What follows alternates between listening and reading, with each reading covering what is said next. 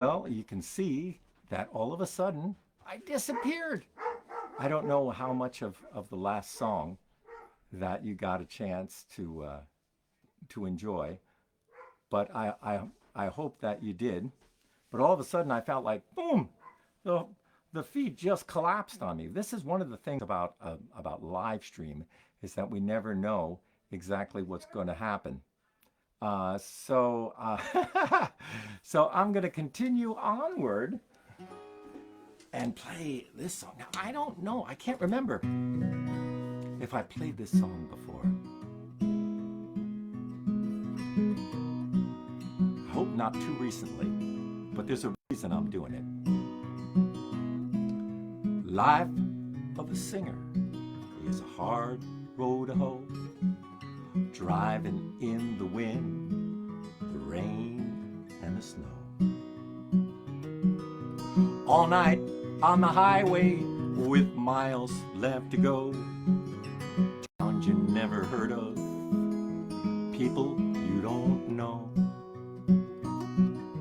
Chalk cat on a doorstep, smile across the face. Stew pot overflowing with the warmth and grace. Like a mother before her, she's gentle and kind. Way down in Kansas on the Oklahoma line.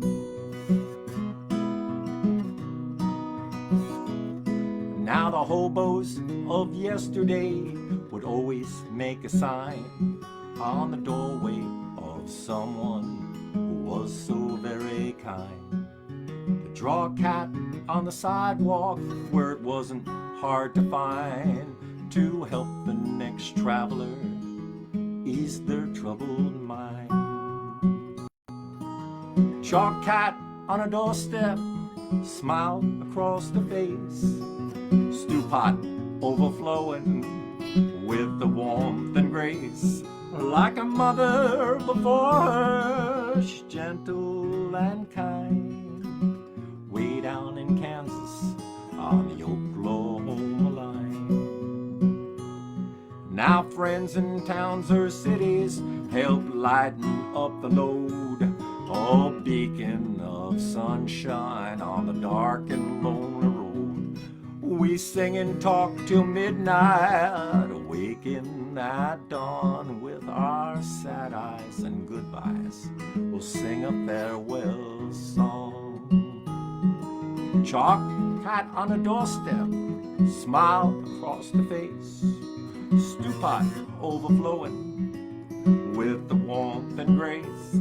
Like a mother before her, she's gentle and kind. Waiting in Kansas on the Oklahoma line. So that was a song that I wrote about the hobo signs. I met this woman named Zelda down in Kansas, and she was the first person who told me about the hobo signs. And ever since then, I've been trying to teach other people about them. So over here, we have some of the Hobo Code over here. And it's probably backwards on here, isn't it? I don't know. Well, hopefully. So this is the Hobo Code. So all of you folks out there, all you travelers, now, if you were back in the 1930s and you were traveling by freight car, you might have experienced some of these old hobo codes. So now you have to take your pencil and piece of paper, and I'm going to teach you about the hobo codes. So the first thing,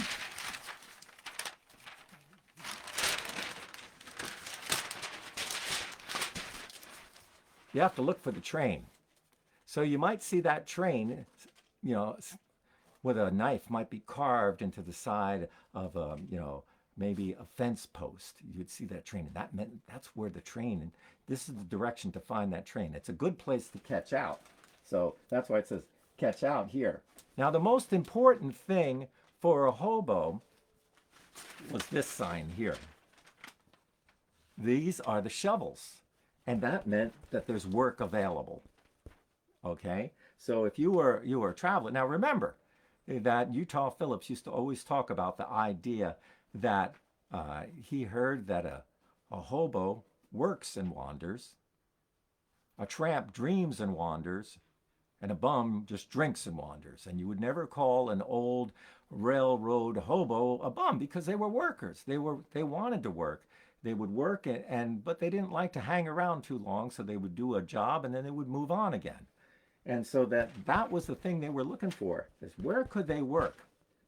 And sometimes they would knock on the house of a woman. So that would indicate that there was a woman living over in this house.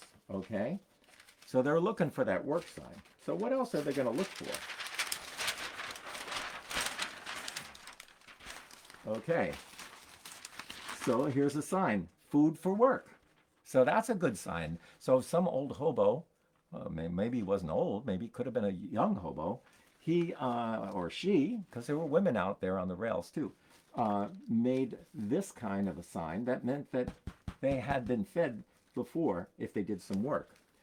This kind of gives you your menu. This is the hobo's menu here. So here's well, you could get some bread here, right?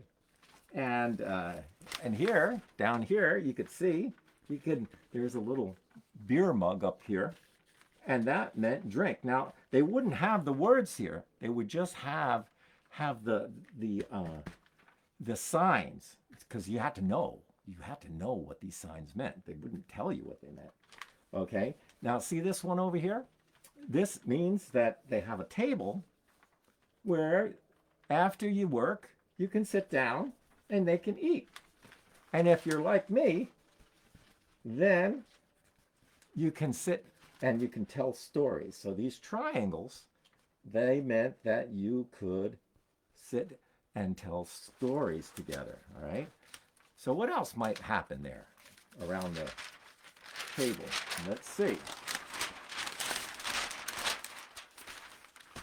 Hope you're writing this down.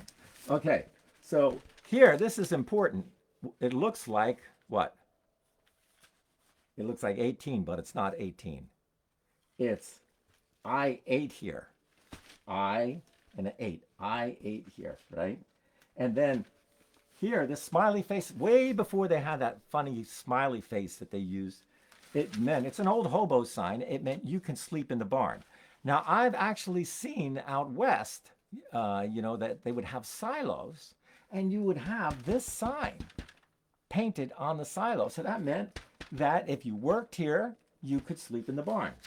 So this is the one that I first learned about from Zelda, that I wrote the song about.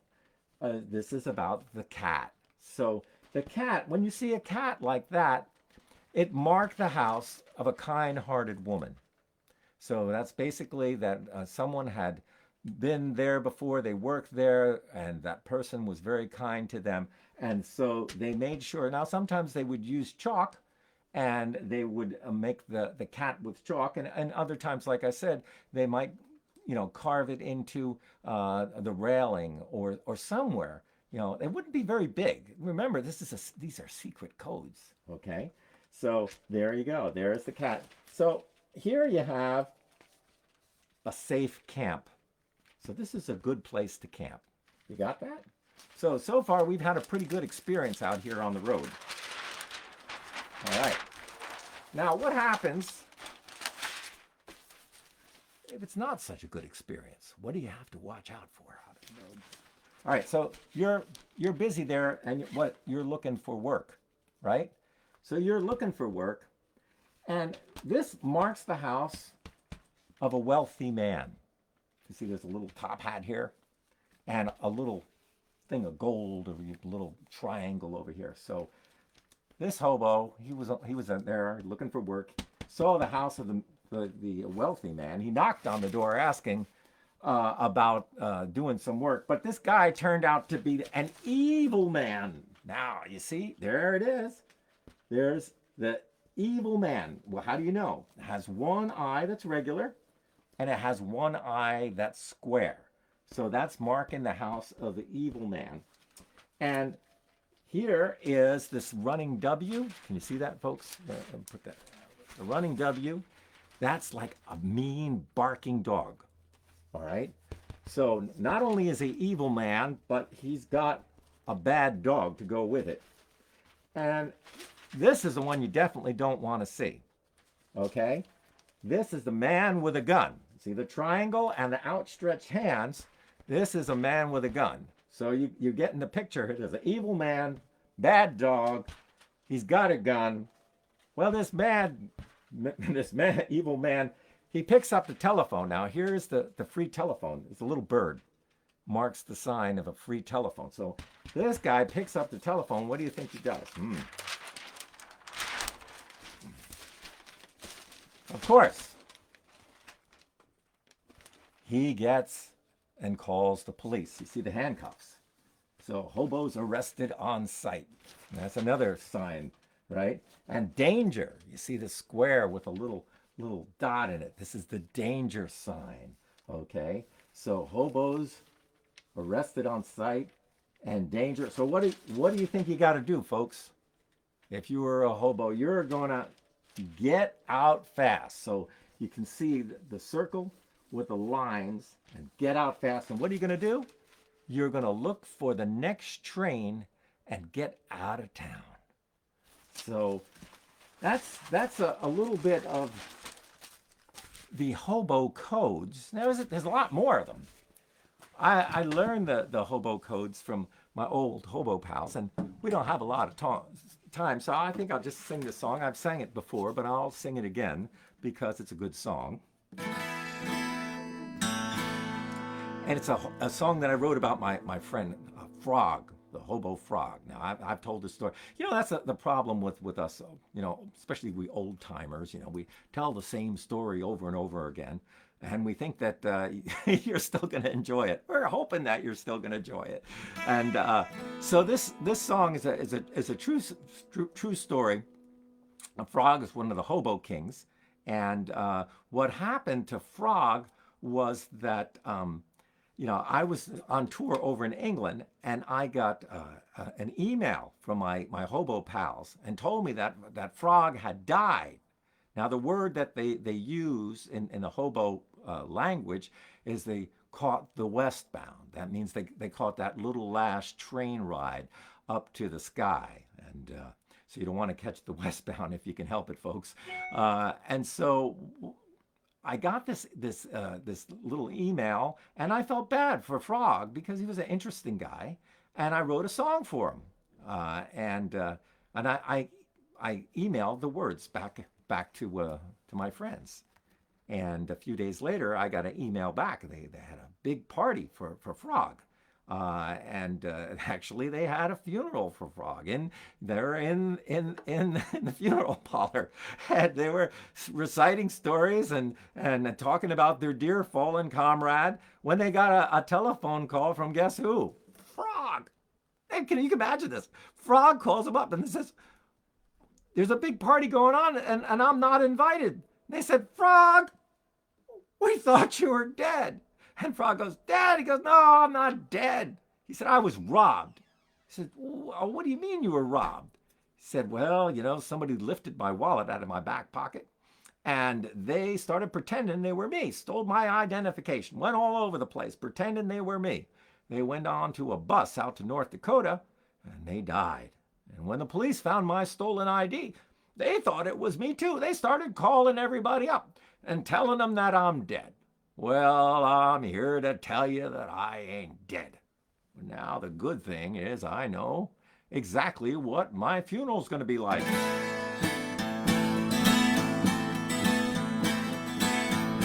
I live my life as hobo. My only home is a soul train. I've been a frog and a king, and I've done everything. Now I'm riding on that westbound train. Let the jungle fires burn wild and free, and pass my bottle around. Let the train whistle blow, tell the old folks I'm a-riding on the westbound. I slept in every old boxcar, I rode down every railroad line. Now I don't have to boast, I rode coast to coast. Now I'm riding on that westbound line. Let jungle fires burn wild and free. Pass my bottle around. Let train whistle blow. Tell the old boat I'm a riding on the westbound. Light a candle at the back of a boxcar and gather my good friends around. Let the old banjo ring while the hobos all sing. I'm a riding on the westbound. Let jungle fires burn wild and free. Pass my bottle around. Let the train whistle blow. Tell the old boat I'm a riding on the westbound. Lay me down on a blanket of cardboard. Use my bindle to pillow my head. And when my body's gone, my spirit will ride on, riding on that old westbound. Let the jungle fires burn wild and free. Pass my bottle around. Let the train whistle blow. Tell the old boat I'm a riding on the westbound. I'm a riding on the westbound. I'm a riding on the westbound. Riding on the westbound. Well, folks, it was a little bit crazy today. We got disconnected here. I'm so glad that you joined back in again.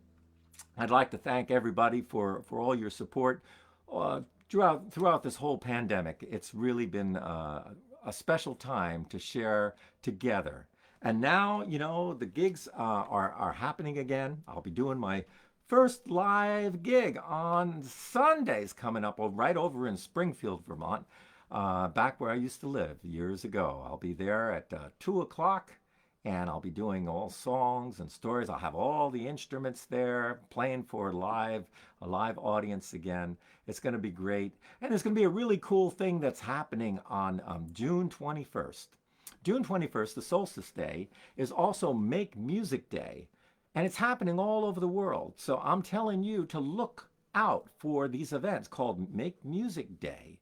We're having an event over in Vermont here over at the Daughters of the American Revolutionary Park, and a lot of my friends from the Song Farmers of Heinsberg will be kind of leading things off, and we'll be playing from noon until dusk and singing songs and having a big song swap. So it should be a lot of fun.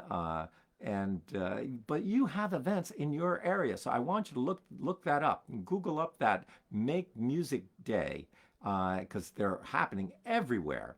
And the whole idea is to get people outside and sharing music together. And so that'll be a lot of fun. So I hope that you do that.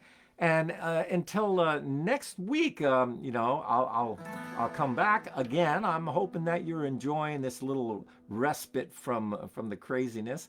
But, it's time to get out there. If you're vaccinated, you're good as gold, man. You can go out there with your friends. You can sing songs together. You can eat food together. You can do all of these things together with your friends now because you are vaccinated. You are safe. If you're not vaccinated, you're taking your chances. You got to think about that. So I hope I'll see you again next week. Oh, springtime has come. We're just out of jail without any money, without any bail. Hallelujah, I'm a bum. Hallelujah, bum again. Hallelujah, gives a hand out to revive us again. Hallelujah, I'm a bum. Hallelujah, bum again. Hallelujah, gives a hand out to revive us again. Well, why don't you work like the other men do? How can I work when the sky is so blue? Hallelujah, I'm a bum. Hallelujah, bum again. Hallelujah, gives a handout to revive us again. I love my boss. My boss, he loves me. That's why I am very hungry. Hallelujah, I'm a bum. Hallelujah, bum again. Hallelujah, gives a handout to revive us again. I went to a house to ask for a drink. They gave me a glass, then they showed me the sink. Hallelujah, I'm a bum. Hallelujah, bum again. Hallelujah, gives a handout to revive us again. Why don't you work like the other men do? How can I have a job when you're holding down too? Hallelujah, I'm a bum. Hallelujah, bum again. Hallelujah, gives a handout to revive us again. Hallelujah, I'm a bum. Hallelujah, bum again. Hallelujah, gives a handout to revive us again. Go outside, enjoy yourself. I'll see you next week. And this is Rik Palieri right here in the hills of old Vermont, wishing you a great day. Okay, bye-bye.